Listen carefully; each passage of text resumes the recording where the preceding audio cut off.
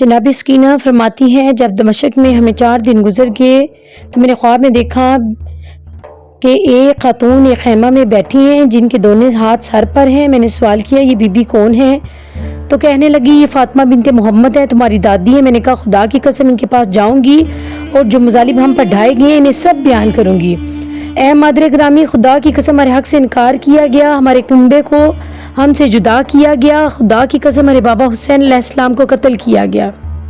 उन्होंने फरमाया मेरी प्यारी बेटी से ज़्यादा कुछ ना कहो, तुम्हारे बातों ने मेरे दिल को पारा पारा कर दिया है।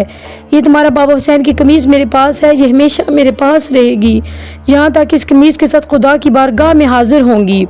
एक रवायत में नकल है कि मुझे देखा और कहा खुदा की कसम मेरे और हज़रत दाऊद के दरमियान 70 अजदाद का फासला है। यहूदी जब भी मुझे देखते हैं मेरी ताज़ीम करते हैं। हज़रत सल्लल्लाहु अलैहि वसल्लम और इसकी औलाद के दरमियान फ़कत एक बाप का फासला है, तुमने इसकी औलाद को कत्ल कर दिया।